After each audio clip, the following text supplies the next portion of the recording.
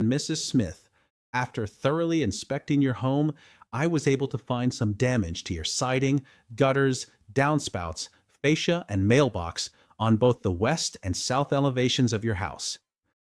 I also checked your windows, soffits, air conditioning unit, garage door, and deck, but those were all fine.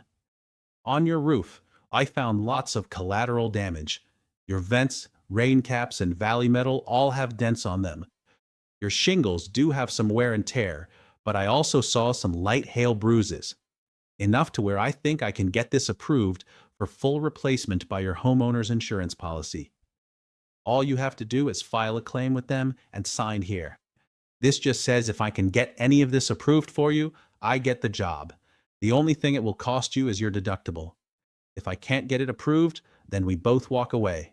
No harm, no foul. Fair enough? The answer to this question is yes. I believe it is 100% fair. This is the way the system was built. And for decades, this is how the process has been done. It's a win-win situation for both the contractor and the homeowner. But what if you, the homeowner, were able to keep both those wins for yourself? Have the renovations completed and earn a contractor's profit, essentially paying your deductible to yourself. Let me say that one more time. Pay your deductible to yourself. Welcome back to DIYGC, everyone. This is Quay's AI twin back here speaking for him again with a new and improved look. I'm not exactly sure how to feel about this. I liked my old look, but this is pretty cool too. Anyways, today in our first training video, we are going to discuss storm damage property inspections. What's all entailed in them, and are they really necessary? Let's begin with answering the latter. Are they really necessary? Not always. It all depends on the severity of the storm and the extent of visible damage. If any part of your home is missing, if there's a tree lying inside your attic, if it looks like kids were using your house as a slingshot target, or if you can see big black spots on your roof from standing on the ground, you may have damage. In those cases, pre-adjuster inspections aren't really necessary. Anything they miss on their estimate can be addressed afterwards during the supplement process. When do I believe it's necessary? Have you ever noticed dents in any soft metal around the house? Dents around the windows or at the fascia or gutters? How about cracks or chips on any plastic or vinyl items? Does your air conditioner have any divots in it?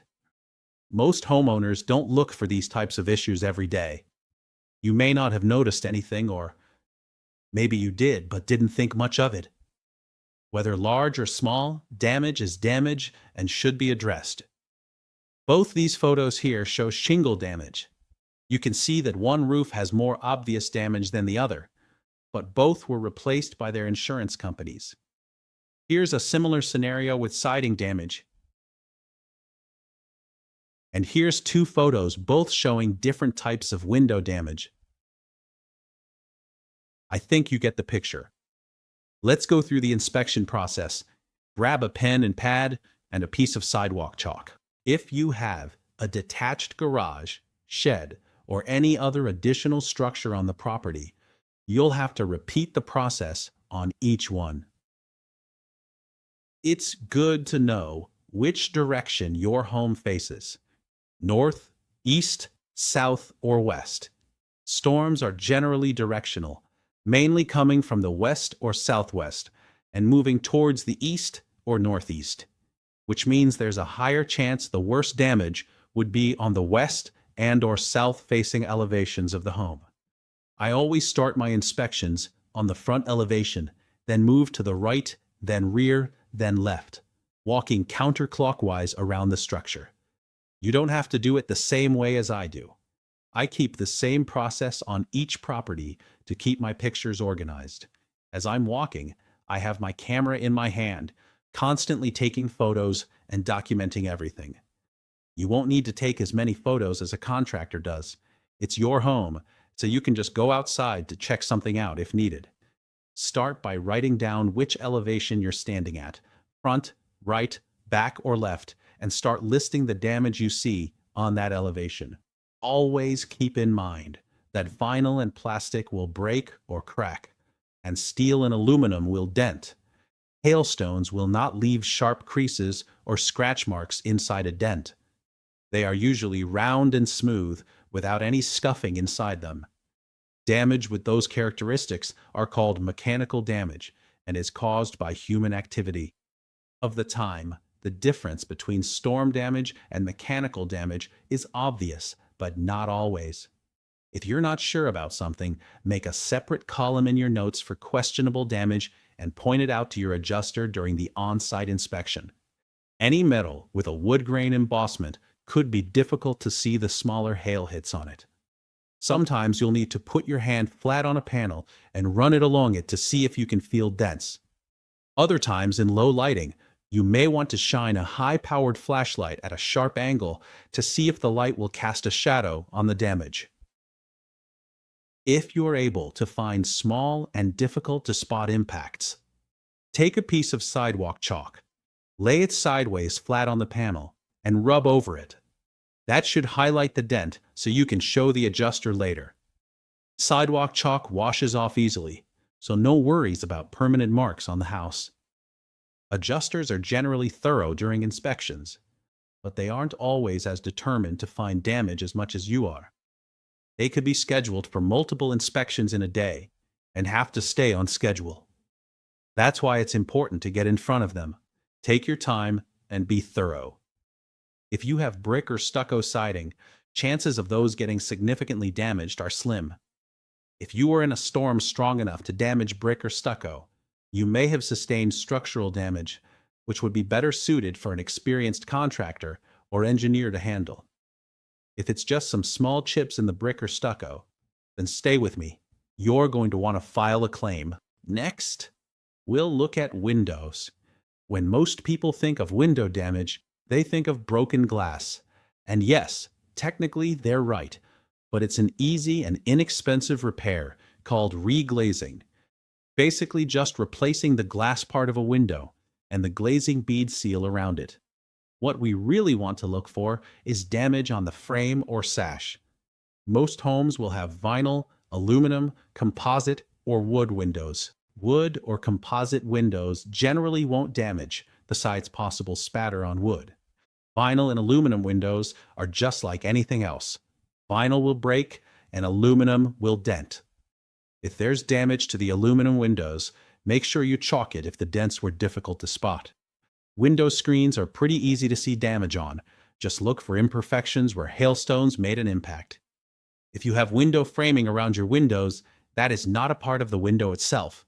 It's a decorative wood frame that's attached to the sheathing around the window opening and usually wrapped in aluminum coil, which are called window wraps.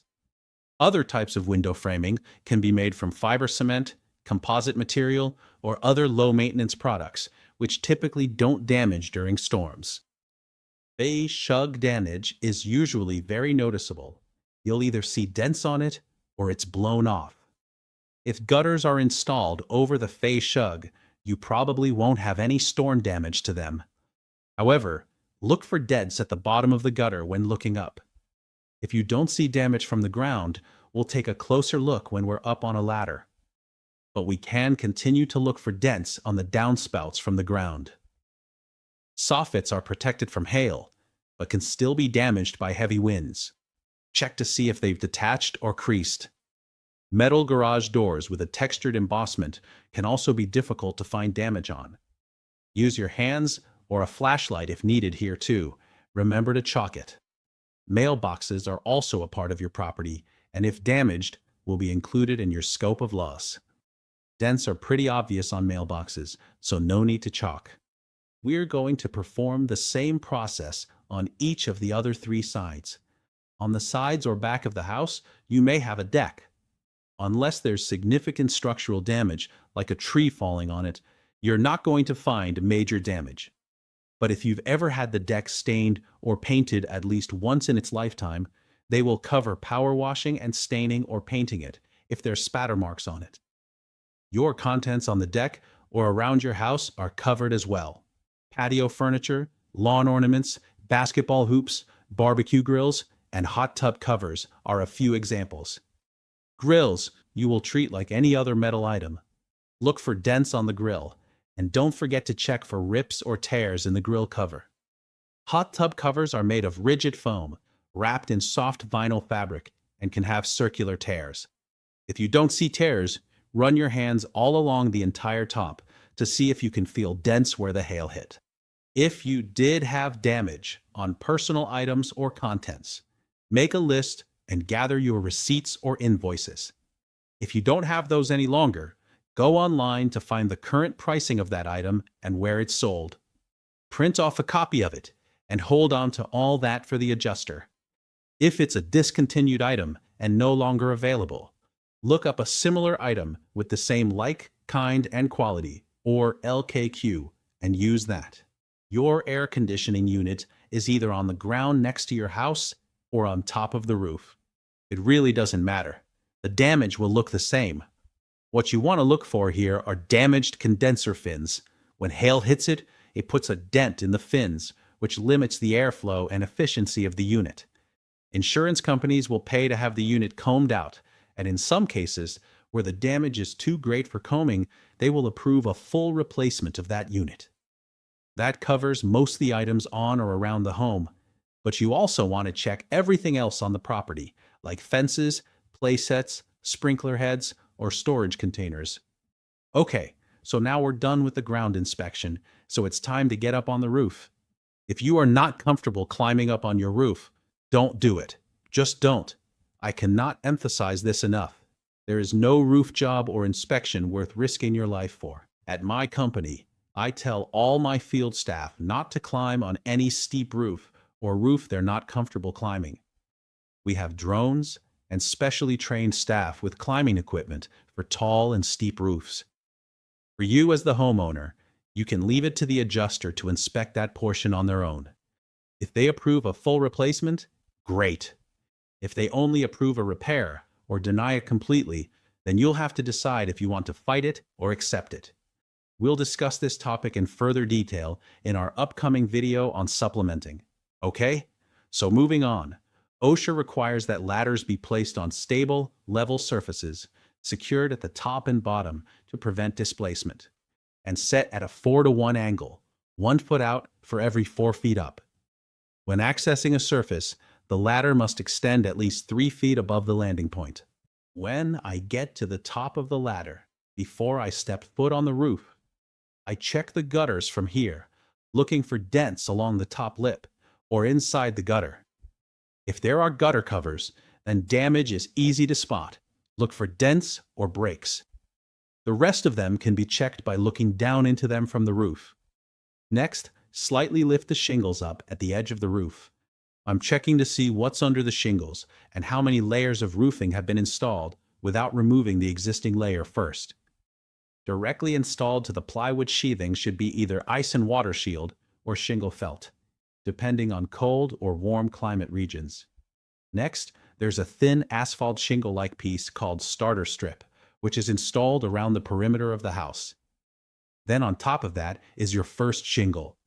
Some shingle styles have a double layer look to them, which is sometimes mistaken for a second layer on the roof. Okay, so now I'm up on the roof. The first thing I look for is collateral damage. That's damage that is mainly cosmetic and has no bearing on the waterproofing ability of the roof. Skylights are basically metal roof windows. Inspect them the same as any other window. Metal slant back or box-style attic vents, also referred to as turtle vents, are generally aluminum, but some are made from steel or plastic. Chalk the top of each one.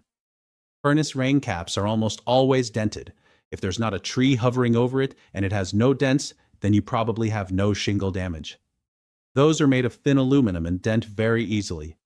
Other metal components up there could be valley metal, dormer flashing, and chimney flashing.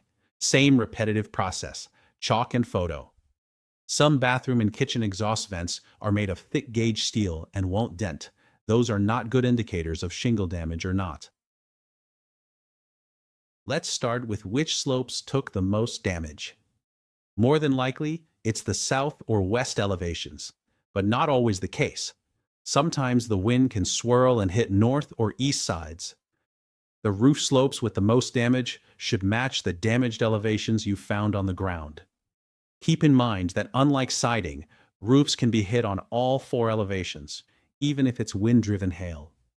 If very large hail fell straight down from the sky without any wind driving it, it would damage all slopes of a roof evenly and not cause any damage to anything directly underneath it. But that's usually not the case. Hailstorms usually come with strong winds, so your shingles could have sustained hail or wind damage, or both. Most common will only be hail damage, but some older shingles can have wind damage because the seals have sustained more wear and tear over time. I'm not talking about roofs being blown off by tornadoes or hurricanes. I'm talking about more subtle damage. Shingles with tears or creases are considered wind-damaged shingles. If a shingle has popped through a nail head, that's also considered wind damage. If the seal between shingles has unsealed and the shingle can lift off from the shingle below it, it's only considered damaged if the shingles have torn. Before I show you how to identify hail damage on a shingle, let's talk about what happens to an asphalt shingle when it is hit by a large hailstone. Actually, before we get into that, let's understand what a shingle is. An asphalt shingle is comprised of a fiberglass mat core, which provides strength and structural integrity. Then, an asphalt coating is applied for weather resistance, flexibility, and a total waterproof layer around the entire mat. Lastly, there's the granules. Not only does this give the shingle its color, it also provides UV resistance and a fire-retardant surface layer. So, what happens to that shingle when a large hailstone impacts it? It doesn't put a large gaping hole in the roof like a lot of people think. Unless it's a shingle laid at an awkward angle that creates space between the shingle and the roof deck, then hail can likely pop through. But most of the shingles are laid flat on top of hard plywood, so hail would impact and bounce off or explode. Larger hail will cause more obvious damage. Baseball to softball-sized hail or larger will do significant damage to a neighborhood, and a roof inspection probably isn't needed because everything will be damaged, and it's just a matter of waiting for your insurance adjuster to get there. But golf ball-sized hail, about 1.25 inches in diameter, causes significant damage too. It's just not as obvious. A golf ball-sized impact can cause an indentation into the asphalt component and loosen the granules on top of it, what we call a bruised shingle. Over time, those granules will wash away, exposing the asphalt to UV rays. The asphalt will eventually dry and crack, exposing the fiberglass matting, which is susceptible to leaking. Some will say that the fiberglass mat needs to be broken as well to be considered damaged, but that's up for argument. One thing I never do during my initial inspection: I never make chalk marks on the roof before the adjuster gets there. I'll chalk everything else, but never the shingles. Reason being, my marks could get in the way of theirs. They have to box off a random 10 by 10, 100 square foot section on each elevation of the roof, called a test square. They must find a certain number of hail hits within it. Some adjusters require 6 hits, and some require 16. It depends on the guidelines given to them by the insurance company. When I'm looking for hail damage on a roof, it may not be visually obvious, so I walk every inch of that slope, hunched over on the entire roof, and look closely for slightly darker spots, where granules may have loosened and more asphalt is exposed. If I see a spot like that, I press my finger firmly on it to see if it's soft and indented. I also rub lightly to see if granules are loose. I'm careful not to pick or pluck granules off. I don't take pictures of every single hit. Just a few of the predominant ones on each slope should be good enough. It's necessary to inspect all 4 different elevations of the roof. Most carriers require damage on 3 of the 4 elevations to replace the whole roof. If there are 2 unconnected slopes on the same elevation, only one needs to be checked. A lot of people may see other types of damage up there and mistake it for hail or wind damage, like manufacturer defects, blisters, foot scuffs, thermal cracking. Even a form of algae called lichen can be mistaken for hail damage. An experienced adjuster will be able to tell the difference. Early in my career, on inspections that I struggled to find shingle hits on, I would still recommend the claim be filed if there was enough collateral damage up there. More experienced adjusters would sometimes find damage that I couldn't see.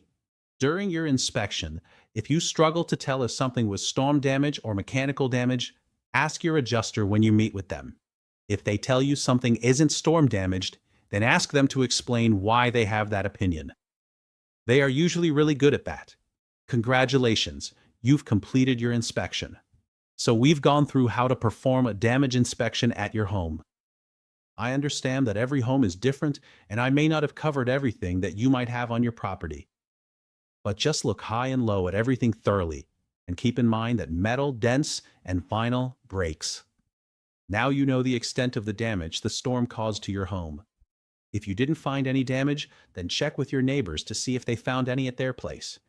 If everyone in the neighborhood is filing a claim, then maybe jump on that bandwagon. If you did find damage, whether large or small, file the claim. Most insurance carriers have mobile apps or websites where you can easily do it.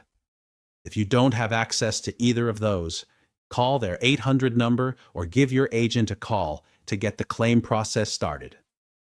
You'll need to know your basic policy information as well as the date of the storm. Once you file the claim, it's typical for the adjuster to call you within 48 hours to schedule an on-site inspection. Schedule for a time when you can be present, even if they tell you it's not necessary for you to be there. In the next video, we'll discuss how to prepare for that meeting and what to expect. Thank you for watching this video. I hope you learned some good information today. Remember that you won't become an expert inspector by watching a 20-minute instructional video, but you now have the common sense knowledge to see things that you didn't see before and to ask the right questions. And remember to please like and subscribe. Hey everyone, it's Quay Lee here with DIYGC. If you just finished watching that video, you may feel a little bit overwhelmed because it was such a large amount of information that was given to you in a relatively short amount of time. But once you're out there, just remember to look high, look low, and just be thorough. Once your insurance adjuster gets out there, they're going to do most of the work. It was just important for you to have an understanding of what your damages are before you actually meet with them on site. And in my next video, I'm going to show you how to prepare for that meeting with the insurance adjuster and the steps that you will need to take after the adjustment is completed. So thank you very much for watching that video, and please remember to like and subscribe, because the more you understand the game, the better you can play it.